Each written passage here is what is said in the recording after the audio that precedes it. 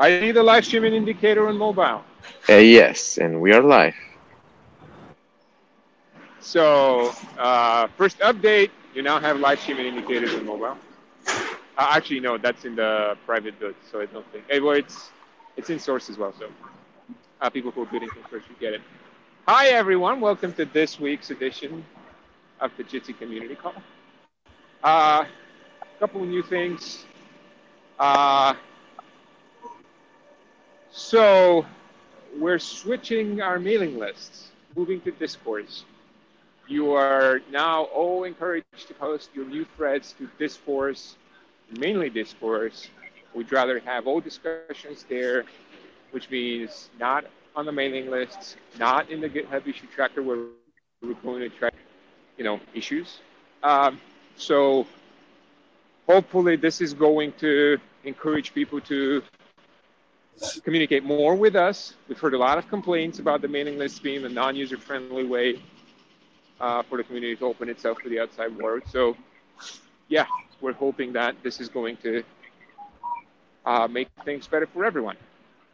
Chad, would you like to, or Damien, would you like to add anything to the whole Discourse switch?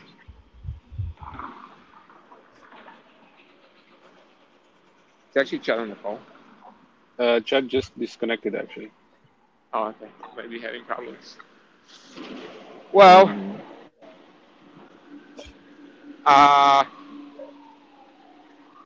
speaking of George, just fixed the problem that many of you were complaining about. It is, by the way, now deployed on AGC. The problem where video would get turned off for a bunch of users claiming problems with network. It turns out this was kind of instigated by the Jitsi Video Bridge, so that's fixed now. We're encouraging everyone to update their image installations for a better user experience. Large conferences, large multi-party calls, is getting ever so near completion. The last bit that we wanted to have there is the ability for bridges to register and make themselves available via a multi-user chat, a MOOC channel, and not a PubSub channel. The idea being that we wanted to have, we thought it would be easier for us to implement the ability for a single bridge to register with multiple Prosody servers, so that when you do your deployments, you can basically cross-connect them any way you wish. Because, just as a reminder, the whole point of having that feature was not only large conferences, but also the ability to just geolocate users within the same conference on a bridge near them, as opposed to how things are today, getting the bridge created closest to the region of the creator. And then potentially ending up with weird configurations with, let's say, 2 people from Europe talking through a bridge. Well, 2 would go PHP, but 3 people in Europe talking through a bridge in the US because the creator was from the US and then they left. So Boris is done with an implementation of that in GKOFO. It's not yet PR'd. It's not yet merged, but it's getting really close. Unfortunately, Boris is attending conference for the next couple of weeks, so we don't expect significant progress then, but we're really, really close. And we're in fact looking forward to helping someone host our first big Jitsi events. So someone with an audience of, let's say, 100 or 200 participants will be great when that happens.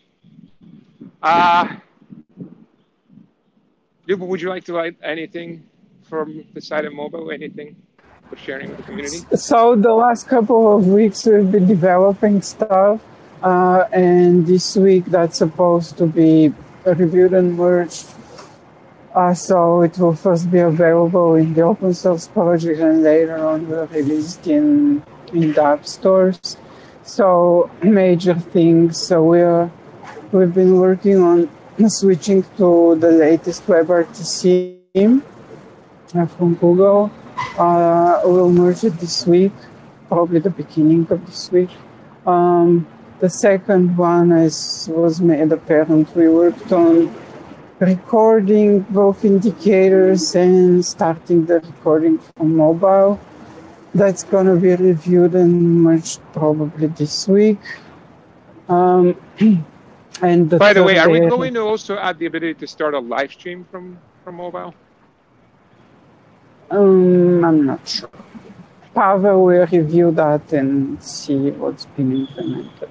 Yeah, I don't know if we could easily use the authentication scheme. That would be great, though. Yeah, we should talk about it. Mm-hmm. Sounds awesome. The third area, which Pavel's been working on, handling call errors, connection, conference errors, and dealing with them properly in the UI so the application doesn't swallow them. Raising all the right events at the right time from the GTmeet SDK for Android and iOS to its clients so that they behave consistently and expectedly. Those are the three main areas in which we have got features developed, and we plan to merge them this week. We've also identified multiple issues with performance and ways to address them. Those are most apparent on Android, but are also visible on iOS. So if during planning today we decide to pursue them, we're going to have improvements to the performance of the app as well. That's all from us. Pavel, do you want to add something? No, I think you said everything from my side. That's all from mobile, Daniel. Thank you very much, Libo. Lenny, George, Brian. Oh, Brian has a very, very cool update. Brian, why don't you talk a little bit about the last thing you did? So you're talking about added some support in GTmeet to do layer suspension when so if you're in a call and no one is using your HD streams, we'll actually shut those off on the sender. So that way you don't have to use as much CPU or bandwidth. So hopefully in bigger conferences where you're spending a lot of time as a thumbnail, you'll have a much easier load on your send side. That's all shipped in master. I don't know that we have it enabled on any of our environments yet, but there's a setting in config.js to turn that on. Yeah, and as you were saying earlier, we're not yet entirely sure about how happy we are with the ramp-up speed after your HD layer is re-enabled. By the way, it's not only HD, it's also middle layer, right? Right, yeah. So I made the Simian, yeah, I think I actually misstated that last time. So it's both the middle and the highest layer that get dropped, and then restoring them is maybe a little bit too slow sometimes, but we're not yet sure. So we're going to keep looking at that. Also, Brian, didn't you improve a little bit the stability of the GSM bars? I tweaked them a bit to match along with the layer suspension stuff. And so, you also increased their, increase the interval? Now that you're saying that, even though you told me 3 times, I think I forgot to do that. I have to double check.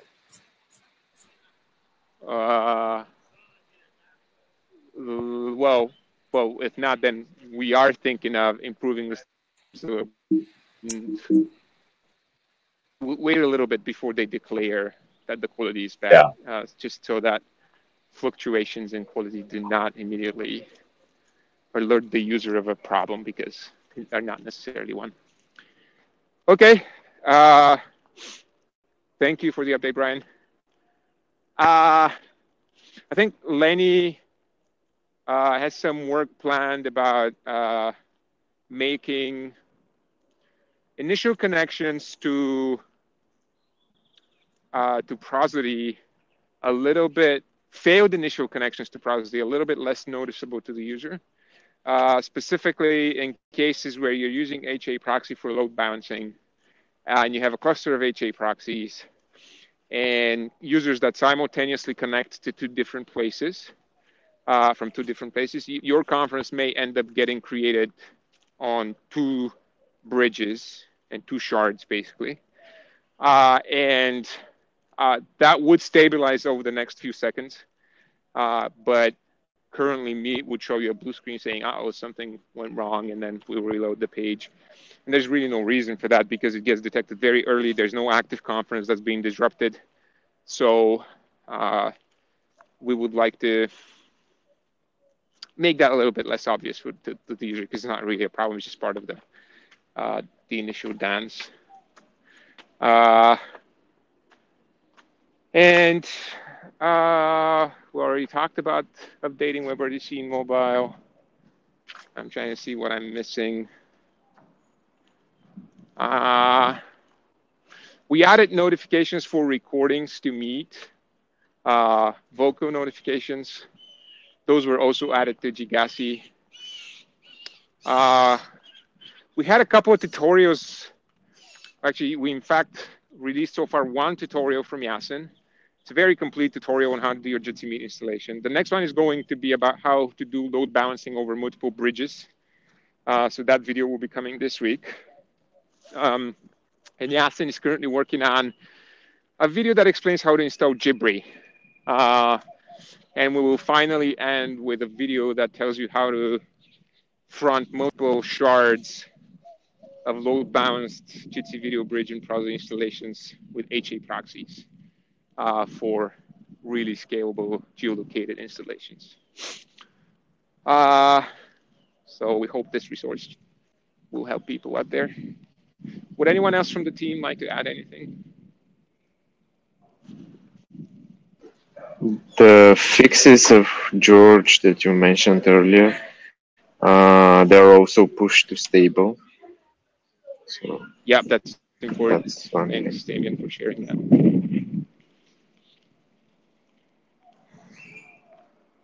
Anything else? Okay, so then let's move to open mic. Is there anyone from the audience who would like to raise topics for discussions, ask questions? Going to give everyone 15 seconds here. Yes, go ahead. I raised my hand. I'm not sure if I'm cutting in line. You're good, just go ahead. Yeah. So did you just mention that Boris was going to be away for a couple of weeks? Yep. Okay. I was kind of waiting, I think, for him to review one of the pull requests that I made on the video bridge.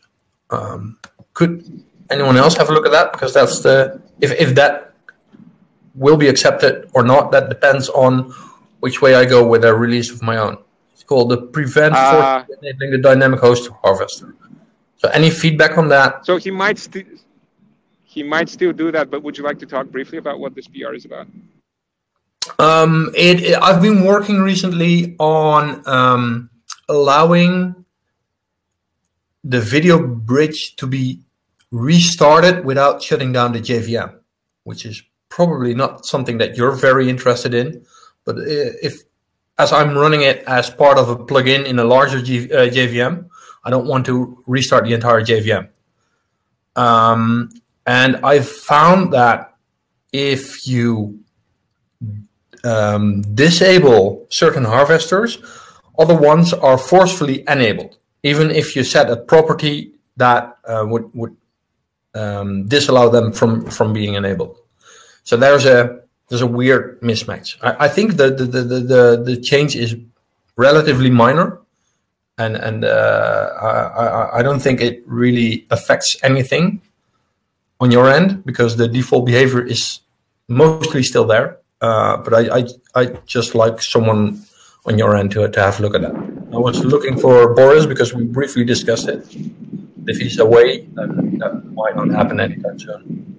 George or Brian, would you like to commit to having a look on that today or tomorrow? Sounds like a fairly benign thing.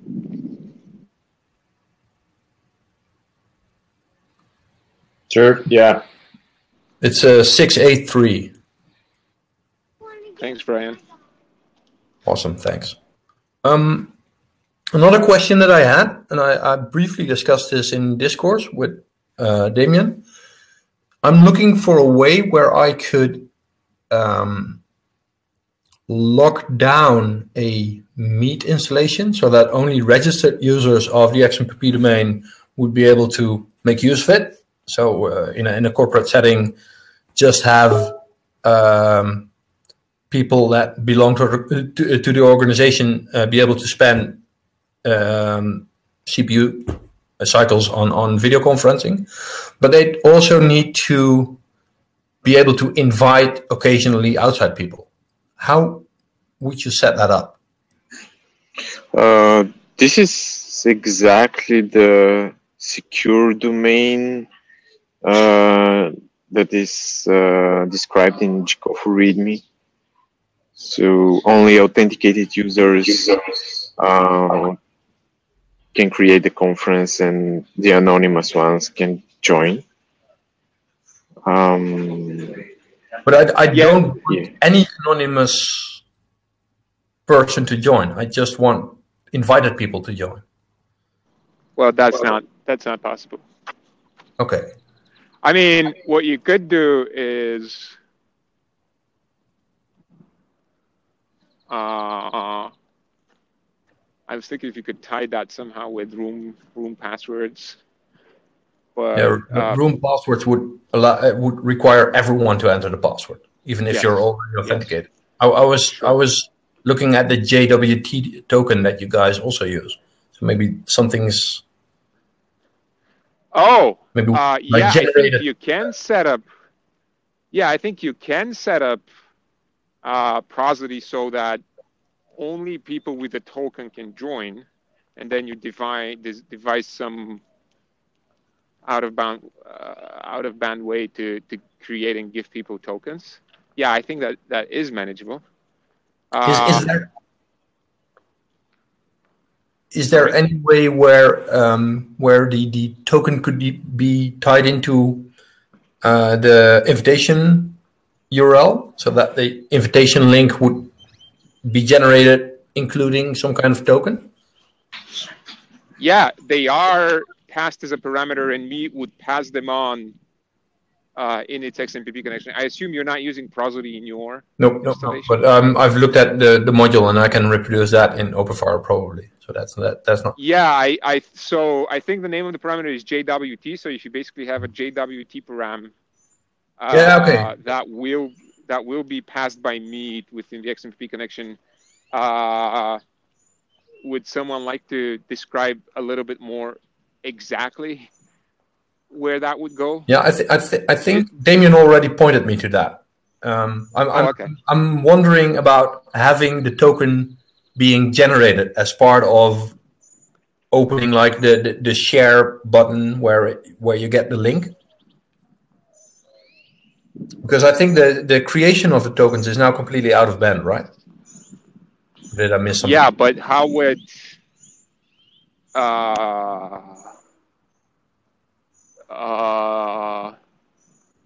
so that would be fairly convoluted, because you in order to do that with today's Meet architecture, you would basically have to have the private key for generating the token in Meet, which obviously you wouldn't want to do.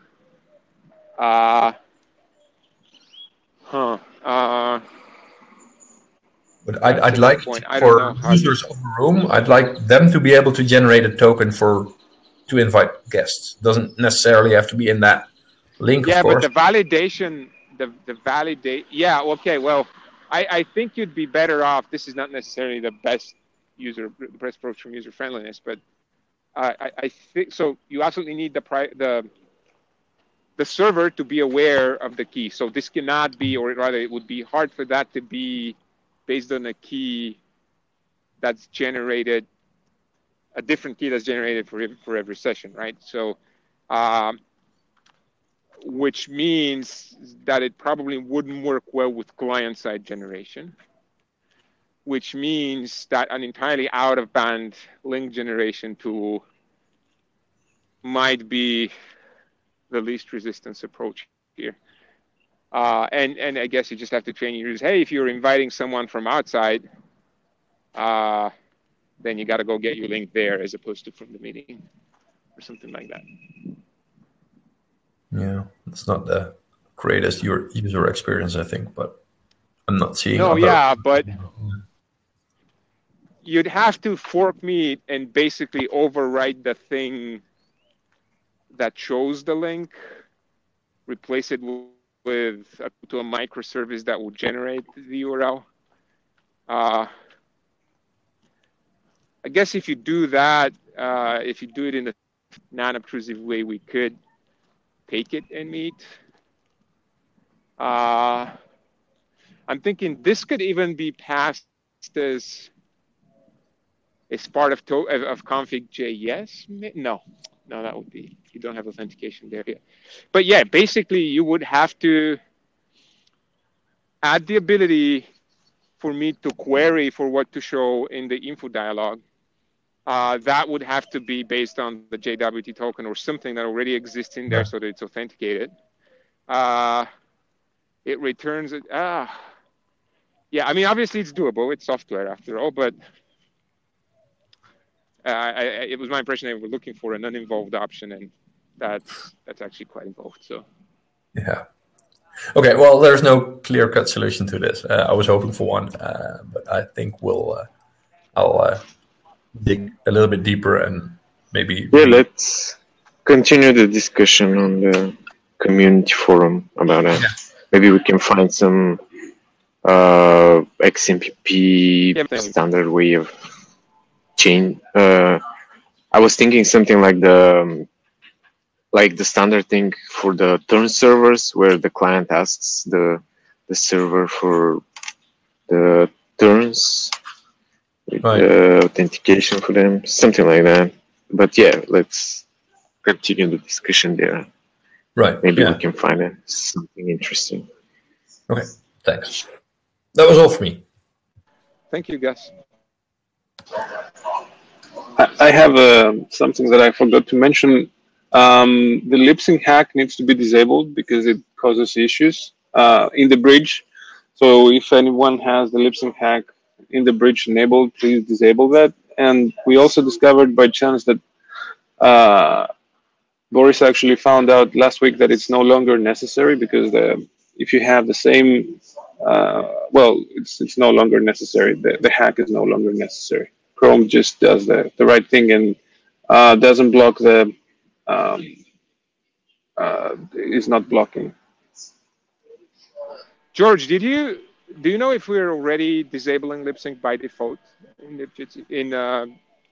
Jitsi Video Bridge packages? Yeah. Thank you. Okay, so this is mostly for people who already have their own installations with lip sync disabled. That's a great point, George. Thank you for mentioning it. There is a question from David about the links to the setup videos. Just go to jitsi.org. It's, I think, the first news entry. He just wrote that he found it.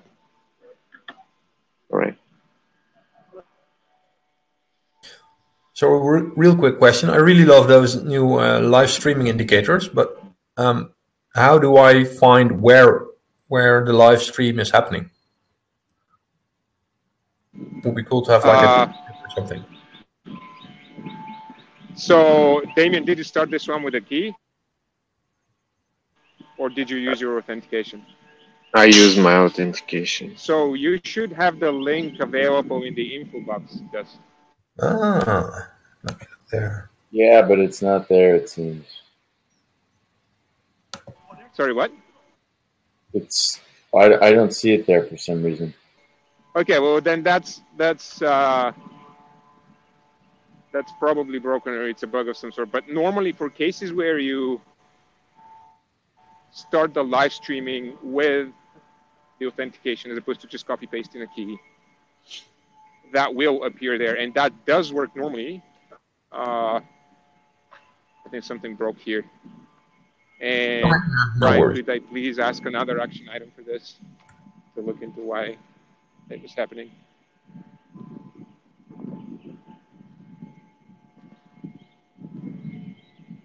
Brian? Oh, yeah. Yeah. I'll plug Lenny in. Thank you.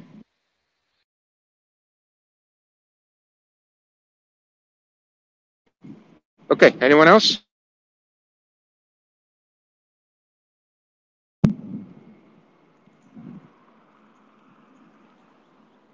In that case, thank you everyone for joining. And see you again in 2 weeks. Bye. Oh, did someone just raise their hand? Bye. Oh, did someone just raise their hand? And also someone unmuted with no echo cancellation. And also someone unmuted with no echo cancellation.